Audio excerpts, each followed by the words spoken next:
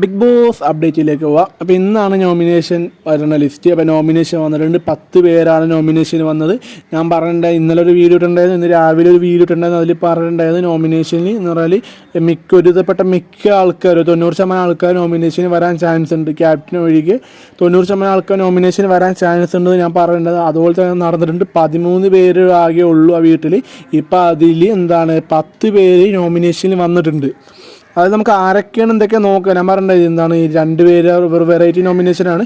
2 പേര് ആ കൺഫെഷൻ റൂമിൽ കൊണ്ടുപോകും. എന്നിട്ട് ആ ഒരു നിശ്ചിത ടൈം ഉണ്ടാവും. ആ ടൈമിൽ അവർക്ക് പറയാനുള്ള കാര്യങ്ങൾ, മറ്റാളെ കുറിച്ചുള്ള കാര്യങ്ങൾ, തൊട്ടിപ്പുറത്തേക്ക് ആളെക്കുറിച്ച് പറയാനുള്ള കാര്യങ്ങൾ പറയണം. എന്നിട്ട് മറ്റേ ആൾ 2 പേരും കൂടി മാറി മാറി പറയണം. എന്നിട്ട് ഒരാൾ തെറ്റ് സമ്മതിച്ച് നോമിനേറ്റ് ആവാമെന്ന് സമ്മതിച്ചാൽ, ആ ടൈം തീരും സമ്മതിച്ചാൽ ആൾ നോമിനേറ്റ് ആയി, അല്ലെങ്കിൽ 2 പേരും നോമിനേറ്റ് ആവും. അപ്പോൾ നമുക്കിപ്പോൾ നോക്കാം ആരൊക്കെയാണ് നോമിനേറ്റ് ആയി നോക്കാം. ആദ്യം അഭിഷേകും ജാസ്മിനാണ് വന്നേക്കുന്നത്.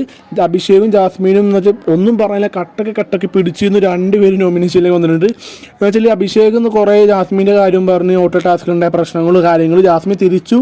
ഇപ്പോൾ പവർ റൂമിലുണ്ടായ പോരായ്മകൾ, പിന്നെ ഹോട്ടലിൽ വന്നപ്പോൾ ഓണേഴ്സിനുണ്ടായ ബുദ്ധി പ്രശ്നങ്ങൾ, കാര്യങ്ങളെല്ലാം ഇവരങ്ങോട്ടും ഇങ്ങോട്ടും മൊത്തം പറഞ്ഞ ടൈം അവർ സമ്മതിച്ചില്ല. ഇവർക്ക് കുറ്റങ്ങളെ പറച്ചിലുള്ളൂ. 2 കൂടി കട്ടക്ക് പിടിച്ച് നിന്ന് 2 പേര് നോമിനേറ്റ് ആയിട്ടുണ്ട്.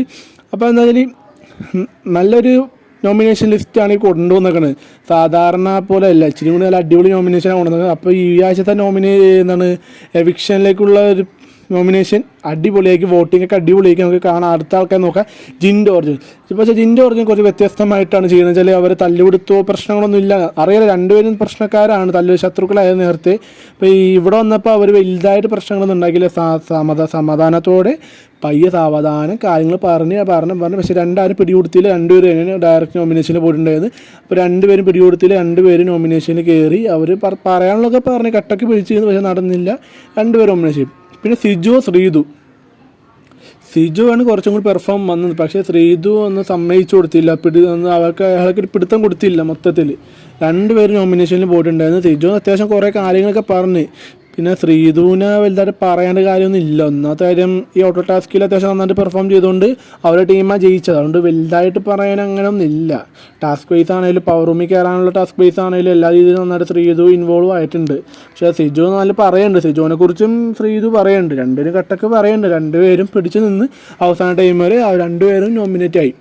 ഇനി അപ്സര ഋഷി, നമുക്ക് എല്ലാവർക്കും അറിയാം ഭയങ്കര തല്ലുപിടുത്തം അറിയാം. ഞാൻ വീഡിയോയിലും പറഞ്ഞിട്ട് അപ്സര ഋഷീൻ്റെ കാര്യം എന്ന് വെച്ചാൽ ഹോട്ടൽ ടാസ്കിൽ ഉണ്ടായ ഏറ്റവും കൂടുതൽ ഉണ്ടായ തല്ലുപിടുത്തം ഇവർ 2 പേരുടെയാണ്. ആ ടിപ്പിന് വേണ്ടിയുള്ള പ്രശ്നങ്ങളും അതിനുശേഷം ഉണ്ടായ പ്രശ്നങ്ങളും ഭയങ്കരമായിട്ട് നല്ലപോലെ തല്ലുപിടുത്തം. അഭിനയത്തിൻ്റെ പേര്, കരിയറിൻ്റെ പേര് തൊട്ട് കളിച്ച് ഇങ്ങനെ അന്നത്തെ തൊട്ട് കളിച്ചെന്നൊക്കെ പറയുന്ന പ്രശ്നങ്ങൾ 2 പേര് നല്ലപോലെ തറക്കിച്ച് നിന്നു. കട്ടൊക്കെ ആയതുകൊണ്ട് തറക്കി ചീക്കലായിരുന്നു 2 പേർക്കും നല്ല പോലെ നിന്ന്. അതുകൊണ്ട് ടൈമും തീർന്ന് 2 പേര് നോമിനേറ്റ് ആയി. വെച്ചാൽ ആരും സമ്മതിച്ചു കൊടുത്തില്ല. വെച്ചാൽ 2 പേർക്ക് 2 പേരുടേതായ പ്രശ്നങ്ങൾ, തല്ലുപിടുത്തങ്ങൾ, കാരണങ്ങൾ, റീസൺസ് എല്ലാം ഉണ്ട്. അതുകൊണ്ട് 2 പേര് നല്ല പോലെ കട്ടൊക്കെ പിടിച്ച് നിന്ന് 2 പേര് നോമിനേറ്റ് ഡയറക്റ്റിലേക്ക് പോയിട്ടുണ്ട്.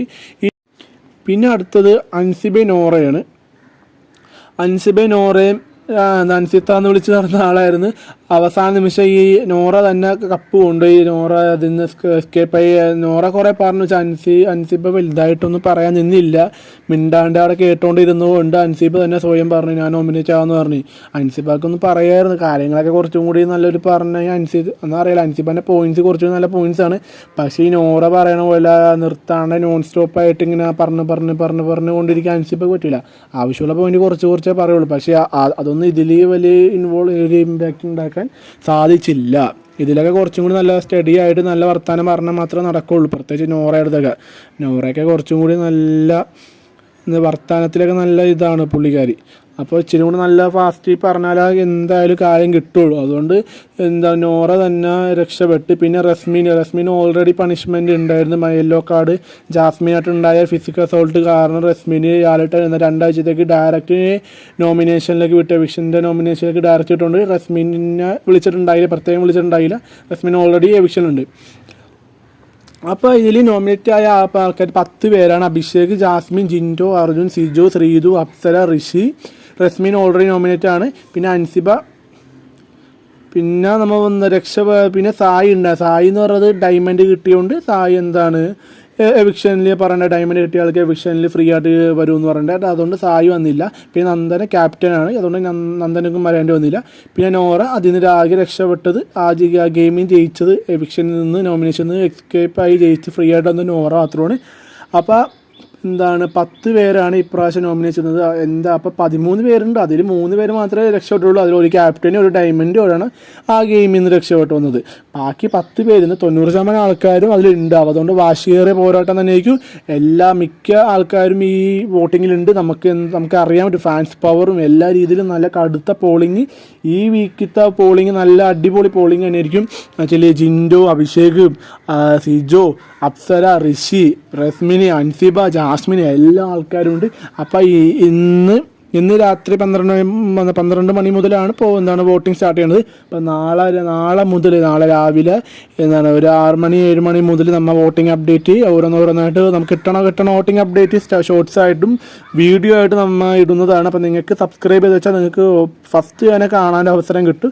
അപ്പോൾ നിങ്ങൾ വോട്ട് ചെയ്ത് സപ്പോർട്ട് ചെയ്യുക. നമ്മൾ ഒരു അപ്ഡേറ്റും ബിഗ് ബോസിൻ്റെ അപ്ഡേറ്റും അല്ലാത്തൊരു വോട്ടിങ് പോളിങ്ങും എല്ലാം നമ്മൾ ഡീറ്റെയിൽ റിവ്യൂ നമ്മൾ വേറെ ഇടുന്നുണ്ട്. നിങ്ങൾക്ക് ഓരോ ആൾക്കാരുടെ ക്യാരക്ടറിനനുസരിച്ച് നമ്മൾ കണ്ട് അനലൈസ് ചെയ്തിട്ടുള്ള ഡീറ്റെയിൽ റിവ്യൂ ഉണ്ട്. പിന്നെ വോട്ടിങ്, പിന്നെ അപ്ഡേറ്റ്സ് ഉണ്ട്. നിങ്ങൾ സബ്സ്ക്രൈബ് ചെയ്യുക. നിങ്ങളുടെ സപ്പോർട്ടാണ് എനിക്ക് എപ്പോഴും വീഡിയോ ഇടാൻ പ്രചോദനം.